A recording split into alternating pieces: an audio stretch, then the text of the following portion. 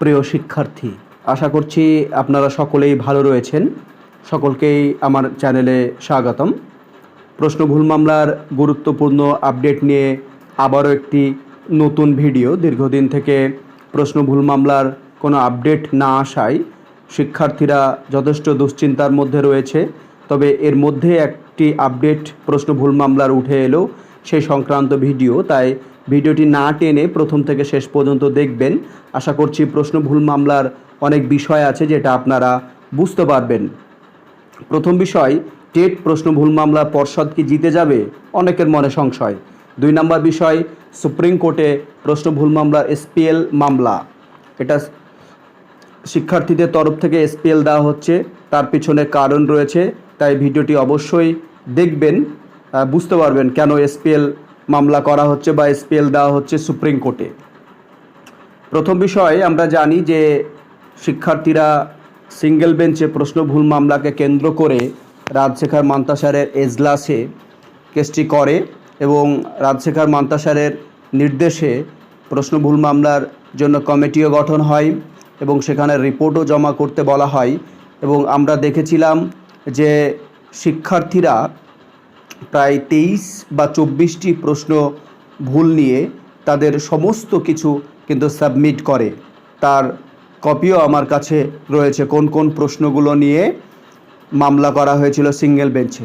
যখন দেখল যে পর্ষদ হারের মুখে বা পর্ষদ দেখা যাচ্ছে আর জিততে পারবে না, তখন রাজশেখর মান্তাসারের যে শুনানি, যে বিষয়গুলো উঠে এলো, সেই সিঙ্গেল বেঞ্চকে চ্যালেঞ্জ করে পর্ষদ গেল ডিভিশন বেঞ্চে।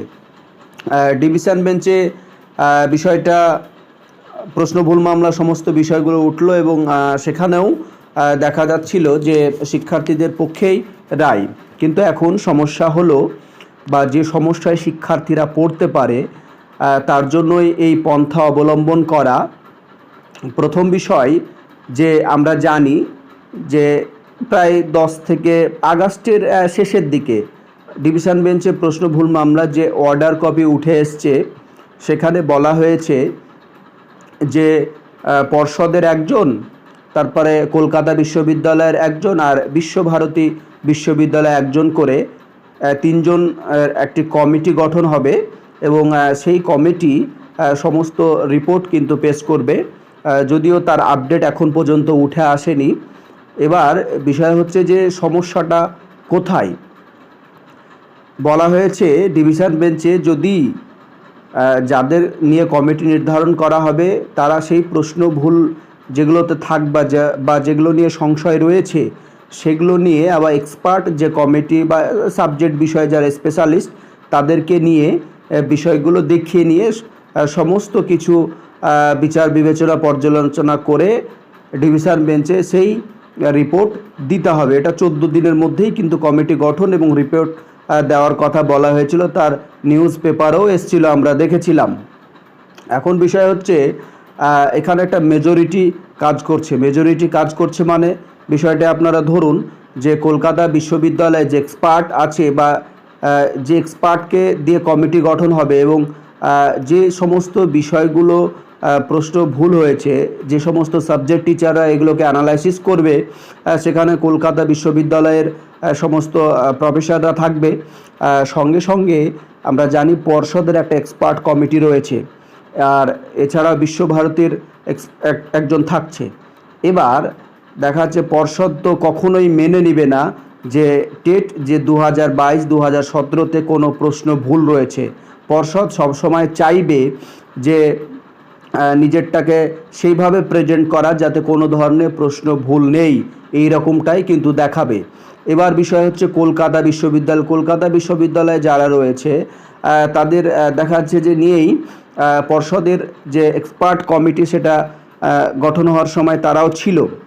সেক্ষেত্রে বলা যায় যদি পর্ষদের মতোই কলকাতা বিশ্ববিদ্যালয়ের এক্সপার্ট যিনি থাকবেন বা যে সমস্ত সাবজেক্ট টিচাররাকে নির্ধারণ করা হবে তারা যদি পর্ষদের মতোই বিষয়টিকে দেখে, তাহলে পর্ষদ এবং কলকাতা বিশ্ববিদ্যালয় তাদের মেজরিটি কিন্তু বেড়ে যাচ্ছে। সেক্ষেত্রে ডিভিশন বেঞ্চে যে রায়টা আসবে, ফাইনাল রায়টা, সেখানে কিন্তু মেজরিটিকেই বেশি প্রায়োরিটি দেওয়া হবে। একক দেখা যায় বিশ্বভারতী সেখানে রিপোর্ট পেশ করলেও সেই মেজরিটির দিকেও কিন্তু নজর দেওয়া হবে। সেক্ষেত্রে পর্ষদ এই মামলায় জিতে যাওয়ার প্রবল সম্ভাবনা কিন্তু রয়েছে।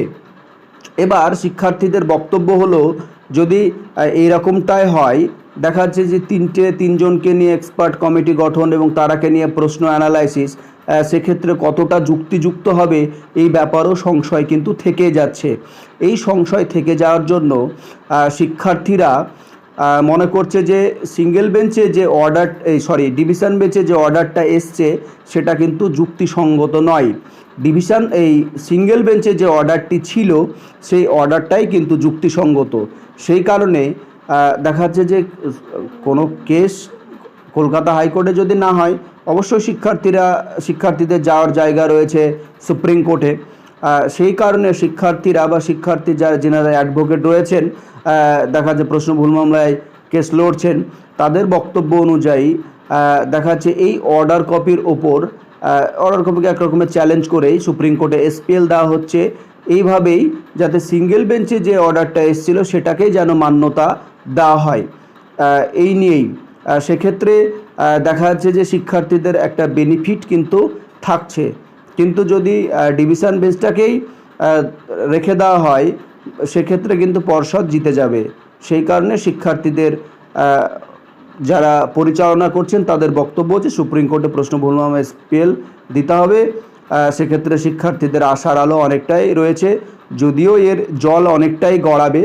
তবে এই আপডেট কিন্তু উঠে এসছে, সেই কারণে মনে হলো যে আপনাদের মধ্যে প্রোভাইড করা দরকার। যদি নিউজটা ভালো লাগে অবশ্যই সকলের মাঝে শেয়ার করে দেবেন, কারণ সকলেই জানুক যে প্রশ্ন ভুল মামলা নিয়ে কি চলছে। সকলেই ভালো থাকবেন। আপাতত এইটুকুই আপডেট দেওয়ার ছিল। পরবর্তীতে যদি কোনো আপডেট উঠে আসে অবশ্যই আপনাদের